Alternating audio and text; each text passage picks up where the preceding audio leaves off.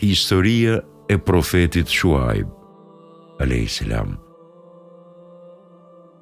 Dietarët kanë mendime të ndryshme nëse Shuaibi a.s. u dërgua para Junusit a.s. apo pas tij. Shuaibi a.s. ishte profet arab dhe ishte biri i Medjenit, birit të Medjanit, birit të Ibrahimit a.s. Kështu ai është nga pasardhësit e profetit Ibrahim a.s. Ai lindi dhe u rit në fisin Medjen dhe në fshatin Medjen. Fshati i tij Medjen ndodhej pranë qytetit me anë në afërsi me liçenin e Lutit, ku ishte ndëshkuar populli i Lutit a.s. Ky liçen ishte formuar pasi Zoti e ndëshkoi popullin e Sedomit. Kur Gjibrili a.s. e ngriti lart vendbanimin e tyre dhe e përmbysi, nga forca e madhe e përplasjes, aty u formua një grop gjigande dhe më pas u mbush me ujë duke formuar një liçen që njihej si liçeni i Lutit a.s. Populli i Shuaibit a.s. ishte popull jo besimtar dhe kriminal. Ata adhuronin idhujt dhe pleçkitnin udhëtarët. Ata kishin ngritur dogana në rrugë dhe kushdo që kalonte duhej t'u paguante 1/10 e pasurisë. Nëse dikush refuzonte, ja merrnin forcërisht. Populli i Shuaibit a.s. merreshin me tregti, por mashtronin dhe bënin me hile. Të gjithë profetët, përveç përmbushjes së mesazhit hyjnor për të ftuar njerëzit në adhurimin e një Zotit vetëm, kishin edhe rol edukativ, moral, social, politik, ekonomik e tjerë. Kështu, profeti Musa a.s. u përball me tiraninë dhe dhunën e faraonit, i cili shtypte padrejtësisht Benu Izraelit. Profeti Lut a.s. luftoi me një çështje morale dhe sociale, kurse profet Shuaibi a.s. do të luftojë për një çështje ekonomike. Feja nuk është vetëm adhurim, rite dhe besim me zemër. Ajo përfshin dhe jetën e përditshme dhe i lufton fenomenet negative që përhapen. Përveç se bënin hile në shitblerje, populli i Shuaibit a.s. ishin edhe idhujtar, pasi adhuronin një pemë e cila quhej Ejke. Për këtë, ky popull njihet me emrin njerëzit e Ejkes dhe përmenden dhe në Kur'an. Por edhe banorët e Ejkes ishin keqbërës. Edhe banorët e Ejketit i quajtën gënjeshtar të dërguarit. Në fakt, ata përgënjeshtruan Shuaibin a.s. por të përgënjeshtrosh një profet, ke përgënjeshtruar të gjithë profetët. Kjo, pasi thirrja dhe mesazhi i tyre ishte një i vetëm, besimi dhe adhurimi i një Zoti të vetëm. Shuaibi a.s. u fliste njerëzve rreth Zotit dhe i ftonte ata të besojnë dhe të adhurojnë atë. Popullit të Medjenit, ne i dërguam vëllain e tyre, Shuaibin, i cili u tha: O populli im, adhuroni Allahun, ju nuk keni Zot tjetër përveç tij. Me të vërtet, ju ka ardhur prove qartë nga Zoti juaj. Të gjithë profetët pajiseshin me mrekullitë caktuara, të cilat nuk mund të bëheshin nga njerëzit e thjeshtë, si ringjallje të vdekurit, shkop që shndrojnë ngjarje për e tjerë. Mrekullitë e pranuara në fe u ndodhnin vetëm njerëzve të ndershëm dhe të mirë si profetët. Këto mrekulli ndodhnin me kërkesën e profetëve si sfidë ndaj popujve të tyre. Prandaj matni edhe peshoni sakt. Mos bëni hile në peshore dhe mos i mashtroni blerësit. Mos u hani hakun njerëzve dhe mos bëni ngatresa në tokë, pasi t'jetë vënë rregull në të. Kjo është më mirë për ju nëse jeni besimtar. Mos zini pusi në çdo rrugë, duke friksuar dhe penguar nga rruga e Allahut ata që besojnë tek ai dhe duke kërkuar shtrëmbërimin e saj. Kujtoni atëherë kur ishit të pakt në numër, e ai ju shumoi.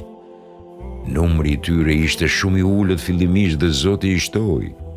Shikoni si përfundojnë nga trestarët. U kujtonte atë që i ndodhi popullit të Lutit a.s. Kurse në surën Hud, Salihu a.s. u thot veç të tjerave: unë dëshiroj vetëm të përmirësoj atë që mundem, ndërsa suksesi im varet vetëm nga Allahu. Tek ai mbështetem dhe atij i detyrohem. Kurse ata i përgjigjeshin me mendjemadhësi dhe arrogancë, ata thanë: o Shuaib, a mos vallë namazi yt urdhëron që ne t'i lëmë ato që i kanë adhuruar të parët tanë, ose që të mos bëjmë me pasurinë tonë çfarë të duam?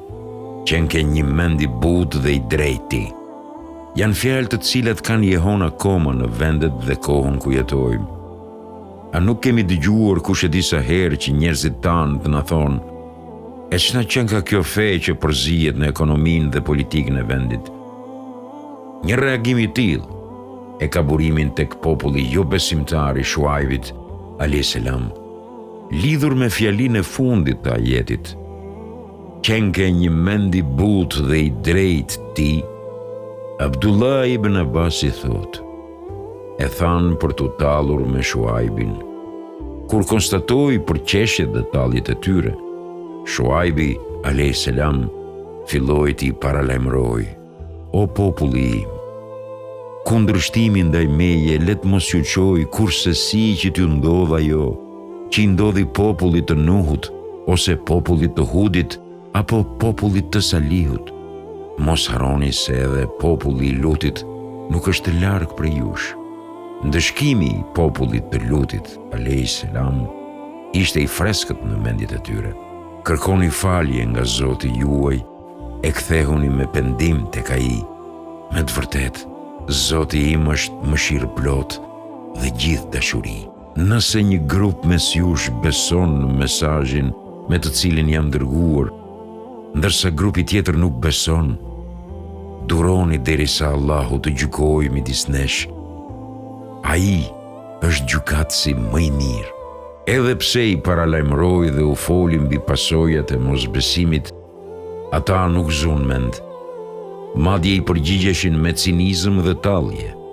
Ata thanë: ti je vetëm një i magjepsur, ti je vetëm një vdekatar si ne.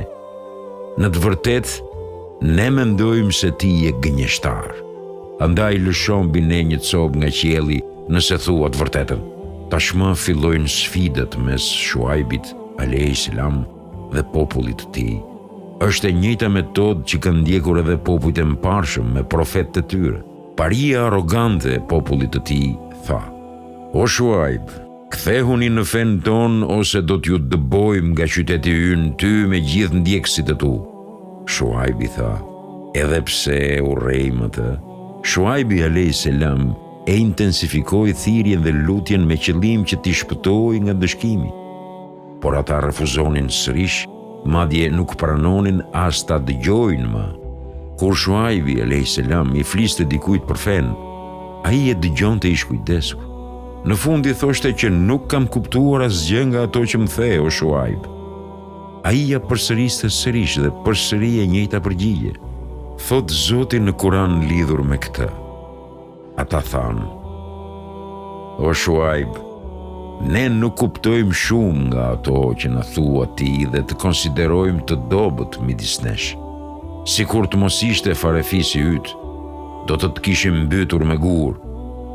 Ti nuk je i respektuar te ne. Ai i tha: o populli im, a mos vallë farefisi im për ju është më i respektuar se Allahu, të cilin po e anashkaloni? Me të vërtetë, Zoti im ka nën kontroll gjithçka që bën ju. Si është e mundur që i friksojeni fisit tim dhe nuk i friksojeni Zotit? Pas kësaj, Shuaibi a.s. i sfidon dhe paralajmëron për herë të fundit njerëzit me fjalët: o populli im, Bëni si të mundni, por edhe unë do të bëj. Ju shpejt do të mësoni se kë do të gjej dënimi që do të poshtroj dhe kush është gënjeshtar. Pritni dënimin, se edhe unë do të pres me ju. Mandej Shuaibi a.s. u lut me fjalët: O Zoti ynë, gjyko drejt midis nesh dhe popullit ton. Ti je gjykatësi më i mirë.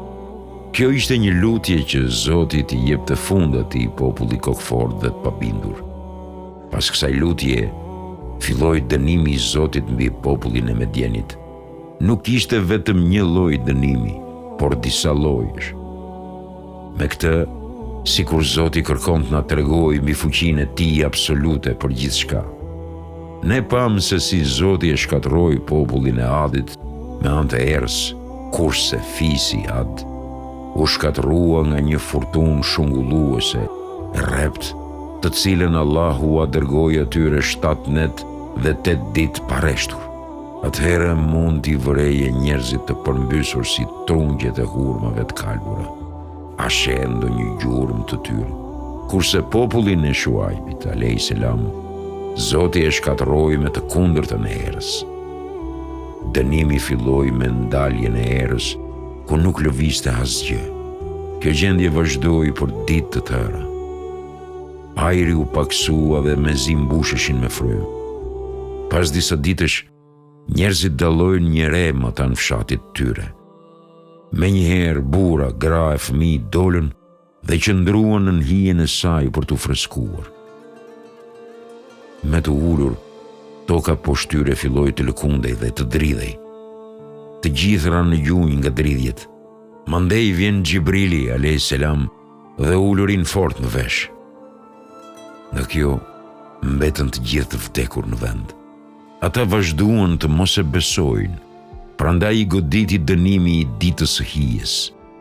Një mend, ky ishte dënimi i një dite të madhe. Dënimi u erdhi sikur e kërkuan nga Shuaibi a.s. kur i thanë: lësho mbi ne një copë nga qielli. Por ata e përgënjeshtruan atë, prandaj i goditi një tërmet i tmerrshëm e si pasojë u gdhin në vendbanimin e tyre të vdekur e të gjunjëzuar. Kur erdhi urdhri ynë, ne e shpëtuam me mëshirën tonë Shuaibin dhe ata që i besuan atij, kurse mohuesit i kaploi një zë i tmerrshëm dhe në shtëpitë e tyre u gdhin të vdekur e të palëvizshëm, thuajse nuk kishin jetuar kurrë aty. Qoftë larguar nga mëshira e Zotit populli i Medjenit, ashtu siç që larguar edhe fisi Themud. Shuaibi a.s.